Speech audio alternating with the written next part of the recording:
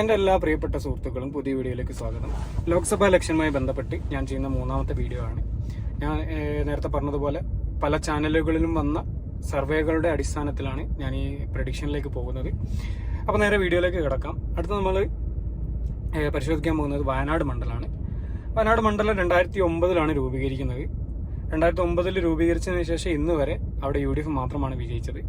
2009 2014 MA ഷാനവാസാണ് അവിടെ വിജയിച്ചിരുന്നത്. 2019 അന്നത്തെ AICC president ആയിരുന്ന അഖിലേന്ത്യാ കോൺഗ്രസ് കമ്മിറ്റിയുടെ പ്രസിഡന്റായ ഇന്ത്യ മുന്നണിയുടെ നേതാവായ രാഹുൽ ഗാന്ധി ആയിരുന്നു 2019 വിജയിച്ചത്.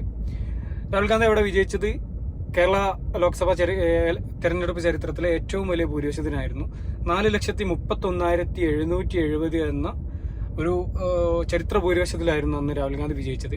കഴിഞ്ഞ വർഷത്തെ ഒരു ഇലക്ഷൻ റിസൾട്ടിലേക്ക് നോക്കിയാൽ രാഹുൽ ഗാന്ധി നേടിയത് 7,06,367 വോട്ടാണ്.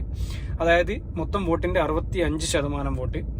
CPIക്ക് വേണ്ടി VP സുനീർ 2,74,597 വോട്ടാണ് നേടിയത്, 25.24%. BJPക്ക് വേണ്ടി തുഷാർ വെള്ളാപ്പള്ളി 78,816 വോട്ട്, 7.25%.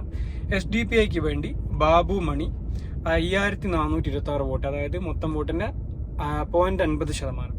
ഇതാണ് കഴിഞ്ഞ വർഷത്തെ ഒരു ഇലക്ഷൻ റിസൾട്ട്. ഇനി ഇത്തവണ മത്സരിക്കുന്നത് ആരൊക്കെ നോക്കിയാൽ കോൺഗ്രസിന് വേണ്ടി രാഹുൽ ഗാന്ധി തന്നെ മത്സരിക്കുന്നു. CPIക്ക് വേണ്ടി CPIയുടെ ദേശീയ നേതാവായ ആനിരാജയും BJPക്ക് വേണ്ടി K സുരേന്ദ്രനാണ് മത്സരിക്കുന്നത്.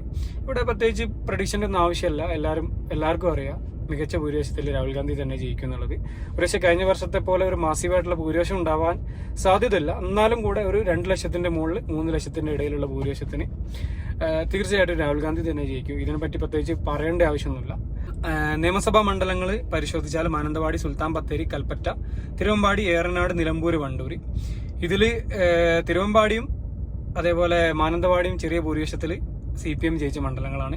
മറ്റുള്ള എല്ലാ മണ്ഡലത്തിലും UDF തന്നെയാണ് വിജയിച്ചത്, അല്ലെങ്കിൽ കോൺഗ്രസ് ലീഗാണ് ജയിച്ചത്.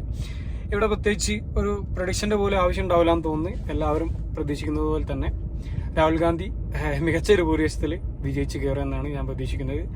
അപ്പോൾ വീണ്ടും അടുത്ത വീഡിയോയുമായി കാണാം. Thank you for watching. Have A nice day.